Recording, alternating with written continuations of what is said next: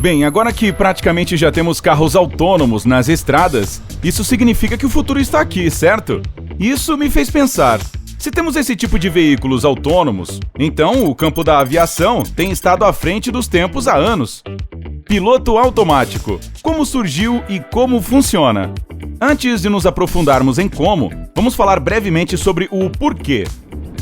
Quando os aviões foram inventados pela primeira vez, eles exigiam a atenção total do piloto para voar com segurança. Ou seja, o capitão precisava manter os controles o tempo todo. À medida que o alcance das aeronaves aumentava e elas podiam viajar por mais horas, ficava cada vez mais difícil para os pilotos acompanharem o ritmo. As pessoas não são máquinas, afinal de contas. Precisamos de descanso e pausas. Isso era um sinal para os engenheiros de que precisavam desenvolver algo que tirasse um pouco do peso dos ombros dos aviadores e fizesse parte do trabalho. Por volta de 1912, o primeiro piloto automático foi criado pela Sperry Corporation, uma empresa especializada em eletrônica. Ele permitia que o avião voasse nivelado e reto, usando um curso de bússola, sem que o comandante precisasse constantemente manter o nível manualmente. Mais tarde, a Royal Aircraft Establishment criou um piloto automático que também podia mover os controles de voo.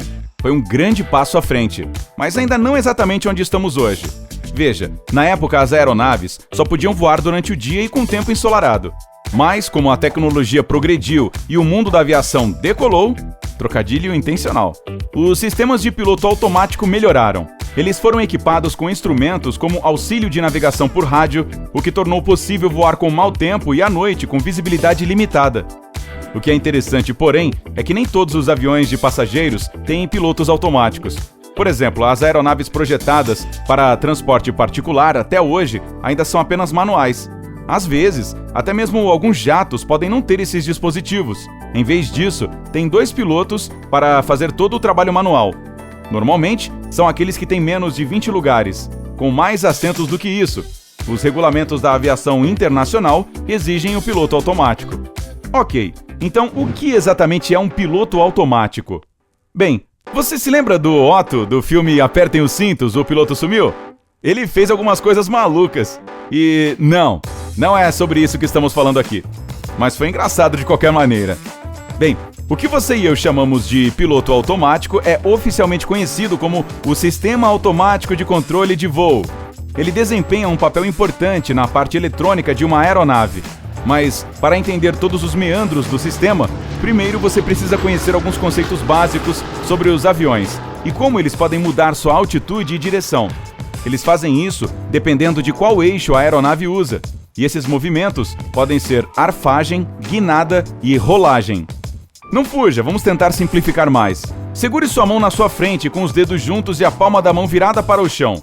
Mantenha ela plana, mas dobre o pulso para que a mão se mova da esquerda para a direita. Certo, isso é guinada, ou eixo vertical. Agora dobre o pulso levantando os dedos em direção ao teto e abaixando-os em direção ao chão. O movimento para cima e para baixo ao longo do eixo lateral ou transversal é chamado inclinação tangagem ou arfagem. Finalmente, a rolagem ou giro é exatamente o que parece. Você provavelmente terá que girar todo o antebraço para fazer este movimento. Gire sua mão para que sua palma fique voltada para cima. Parabéns! Você acabou de rolar ao longo do eixo longitudinal. Você pode postar isso no Instagram. Os aviões têm diferentes partes ou superfícies de comando para realizar esses movimentos. O leme, que está na parte vertical da cauda, controla o eixo da guinada. Gire-o de qualquer maneira e o nariz do avião irá para a esquerda ou para a direita. Então, nós temos os profundores. Ficam na parte horizontal da cauda e mudam a altura. Se eles se moverem para cima ou para baixo, o nariz fará o mesmo. Finalmente, há os ailerons, que ficam na parte externa das asas e também se movem para cima e para baixo para levantar uma das asas e rolar a aeronave para a esquerda ou para a direita. Ok, de volta aos pilotos automáticos. Existem diferentes tipos, daí o uso do plural, que podem controlar certas ou todas essas partes. Por exemplo, o de eixo único controla os ailerons e é conhecido como nivelador de asas. Faz exatamente o que diz, mantém as asas niveladas. O sistema um pouco mais avançado é o de 2 eixos, que controla os ailerons e os profundores, para manter o nível do avião em ambos os eixos, horizontal e transversal. Alguém consegue adivinhar qual o terceiro tipo? Sim, é o de 3 eixos. E sim, ele controla todos os itens acima: o leme, os profundores e os ailerons. Todas essas superfícies de controle em um avião têm sensores dentro delas, que se comunicam com processadores de alta velocidade para obter todas as informações necessárias para controlar a aeronave. E esses processadores são super inteligentes também. Coletam dados de outros sistemas no avião que os ajudam a pensar e agir propriamente. Então, eles pegam todos os dados e fazem seus próprios cálculos, para ver se correspondem às informações fornecidas pelos pilotos. Veja bem, uma vez que os pilotos embarcam, entram em todas as configurações do modo de controle de que precisam sobre o voo, como manter a altitude ou direção da aeronave. Depois, os processadores inteligentes de alta velocidade cruzam seus cálculos para ver se o avião está obedecendo às ordens do piloto. Basicamente, você pode imaginar o piloto automático como o intermediário da operação de voo, certificando-se de que as superfícies e outras funções estejam obedecendo os comandantes do voo. Mas isso não é tudo. Depois que os processadores coletam todas as informações dos sensores, enviam esses sinais para diferentes unidades de servomecanismo. Essas coisas são dispositivos que podem controlar mecanicamente as superfícies de controle. Você sabe, os lemes, profundores e ailerons. O piloto automático tem uma unidade de servomecanismo para cada uma dessas superfícies de controle. Essas unidades recebem ordens do computador e, usando a hidráulica ou os motores, movem as peças para garantir que o avião mantenha a altitude e direção corretas. Os pilotos automáticos são apenas um exemplo de um sistema de controle, e como todos os mecanismos de controle, funcionam de maneira muito semelhante. Eles agem com base no que medem, e suas ações afetam o valor do que acabaram de medir. Quer que eu explique melhor? Ok, que tal outro exemplo da vida real? Imagine, estamos no meio do verão e você está suando horrores. Então, decide ajustar seu termostato a uma temperatura de 19 graus. Ele mede a temperatura no ar e compara com o número que você definiu. Se a temperatura real for maior do que a que você solicitou, o termostato enviará uma mensagem para que o ar-condicionado entre em ação. Em troca, o ar faz o seu trabalho para baixar a temperatura para 19 graus. Uma vez realizada essa tarefa, o termostato detecta que o ar ao redor está agora na temperatura certa e, assim, envia outro sinal para desligar o aparelho de refrigeração. Esse processo é chamado de curva de resposta negativa, e a maneira mais simples de compreendê-lo é analisá-lo literalmente. Ele aguarda informações negativas antes de enviar uma resposta ao processador para corrigir.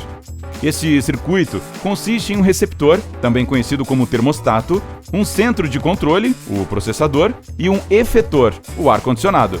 E é exatamente assim que os pilotos automáticos funcionam. Quem poderia imaginar que tinham muito em comum com o seu aparelho de ar-condicionado, hein? Para dar um exemplo, vamos pegar o sistema mais simples, o piloto automático de eixo único. Como ele mantém as asas do avião niveladas? O comandante primeiro define os modos de controle para manter as asas bem no nível. Mesmo com a menor turbulência, as asas podem mudar de posição. Os giroscópios delas percebem o movimento e enviam automaticamente esses dados para o computador do piloto automático, que processa essa informação e entende que as asas não estão mais niveladas, por isso precisa corrigir. Em seguida, ele envia os dados para as unidades de servomecanismo que controlam os ailerons e informa que eles precisam se ajustar para que as asas voltem a ficar niveladas. Agora, cada unidade tem um motor elétrico com uma embreagem deslizante, que prende o cabo do aileron e o move para fazer o ajuste. Em seguida, o sensor detecta que as asas estão niveladas e remove o comando do piloto automático. Logo em seguida, a unidade de servomecanismo para de aplicar pressão ao cabo do aileron e, voilá, o avião está nivelado novamente. O que é ainda mais interessante é que os pilotos automáticos modernos têm GPS e podem calcular a posição da aeronave no ar. Com este tipo de tecnologia, eles podem até realizar um plano de voo inteiro. Mesmo que os pilotos automáticos possam realmente pousar um avião com visibilidade zero, a maioria das aterrissagens é feita manualmente. Por sinal, 100% das decolagens são manuais. E veja só, o piloto automático não pilota o avião. Os pilotos pilotam o avião pelo piloto automático. Cérebro fritando!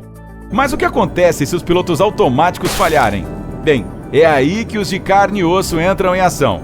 Veja, os sistemas automáticos são projetados para que resistam a falhas. o que significa que, mesmo que falhem, não causarão danos a outras partes do avião.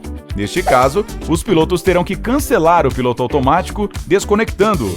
Uma parte importante do treinamento de um aviador é saber como operar manualmente tudo no cockpit e comandar a aeronave sem o piloto automático. Além disso, todos os aviões passam por uma verificação completa para garantir que todos os sensores e unidades de servomecanismo funcionem perfeitamente antes de um voo. Mas, no caso de falhas, os pilotos podem salvar o dia. Bem, isso é apenas o básico sobre pilotos automáticos. Mas se você souber mais algumas coisas legais sobre o funcionamento dos aviões, sinta-se à vontade para compartilhar seus conhecimentos nos comentários. E se aprendeu algo novo hoje, curta o vídeo e compartilhe-o com um amigo. Mas ei, não desligue o seu piloto automático ainda. Temos mais de 2.000 vídeos legais para você conferir. É só escolher entre o da esquerda ou da direita, clicar nele e aproveitar. Fique no lado incrível da vida!